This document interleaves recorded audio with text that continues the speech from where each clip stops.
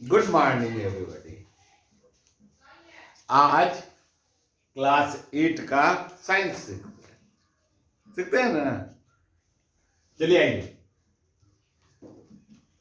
पाठ 5 है बल से जोड़ आजमाइश।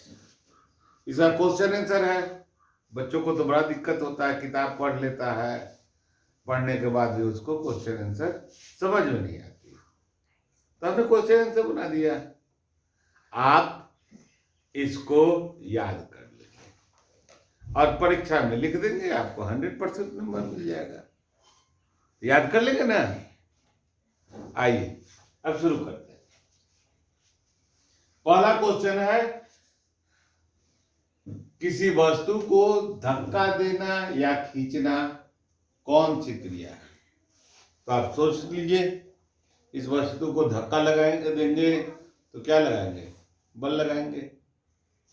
खींचेंगे तो बल लगाएंगे। बच्चे तो आपस में धक्का मुक्की करते ही हैं, क्या करते हैं? बल लगाते हैं। तो इसी बात को लिख देना है, किसी वस्तु को धक्का देना या खींचना बल की क्रिया है। उत्तर क्या है? किसी वस्तु को धक्का देना या खींचना बल की क्रिया। बहुत सारे बच्चे क्या करते हैं कि इसको पॉज करके केवल क्वेश्चन का आंसर लिखते हैं ना। ऐसा मत कीजिएगा, पूरा देख लीजिएगा तो इसके बारे में समझ भी लीजिएगा। आइए दूसरा क्वेश्चन है, बल क्या है? दूसरा क्वेश्चन है, बल क्या है? तो बल के बारे में कहा गया है, बल वह कारक है जो किसी वस्तु के अवस्था में परिवर्तन कर दे या करने की चेष्टा करे।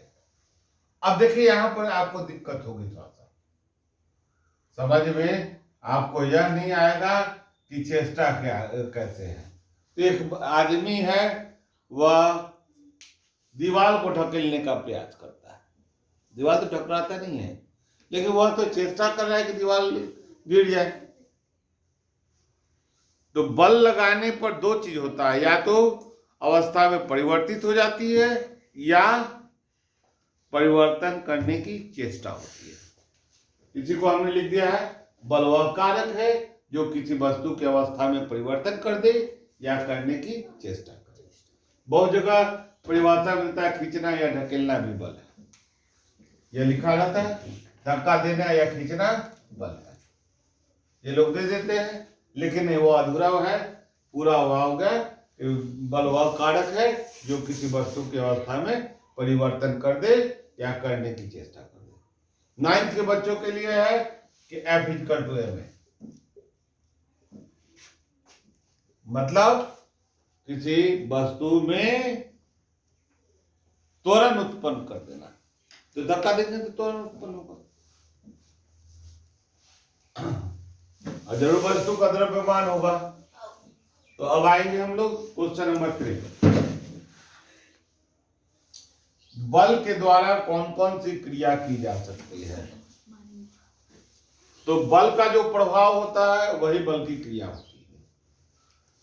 तो बल के लगा के क्या कर सकते हैं? तो आप लोग दोस्ती में खेलते होंगे, कोई साइकिल चला रहा है तो पीछे से ढकेल देता है और साइकिल तेजी में हो जाता है। दूसरा काम क्या करता है, तो साइकिल चला रहा था, पीछे से वो खींच देता है। क्या हो जाता है? धीरे धीरे कुछ दूर जाकर के रुक जाता है। तो गति कम भी हो सकता है, बढ़ भी सकता है और रुक भी सकता है। यहाँ लिखे हैं, बल का प्रयोग करके गतिशील वस्तु के गति को घटाया, बढ़ाया या शून्य किया जा सकता है। शून्य किया जाना मतलब कि वस्तु का रुक जाना।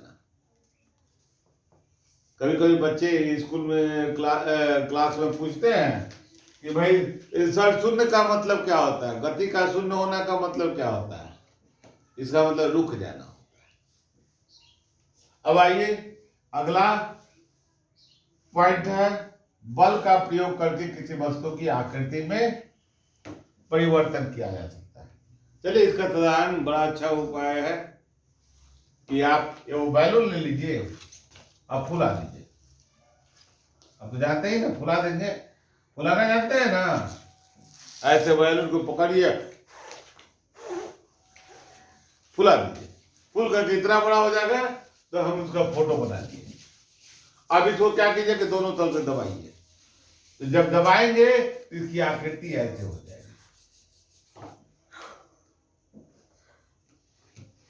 यानी कि यहां से दब जाएगा। क्या हो जाएगा?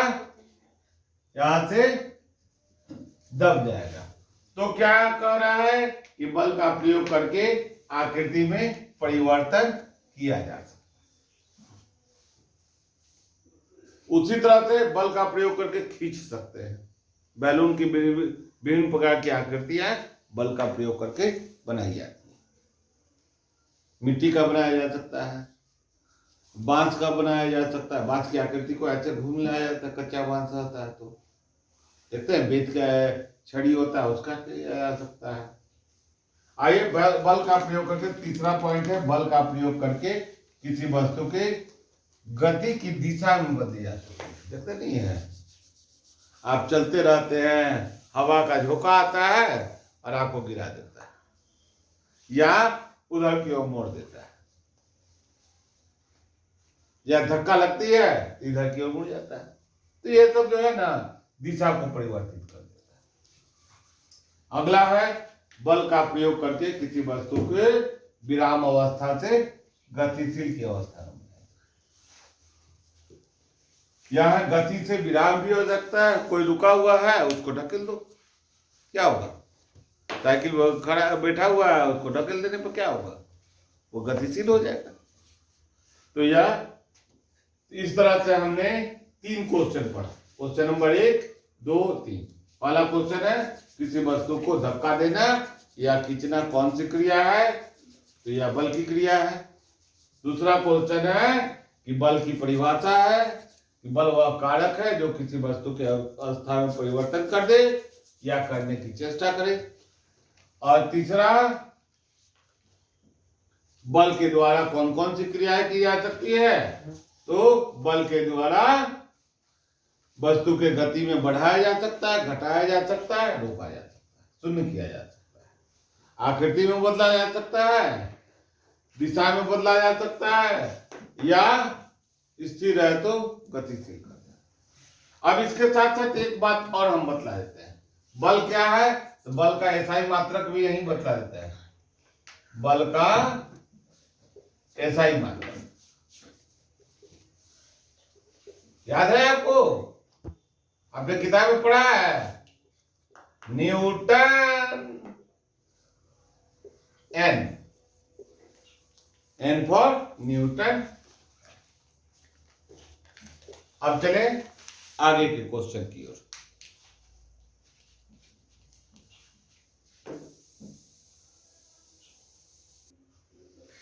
चलिए अगला क्वेश्चन देखते हैं।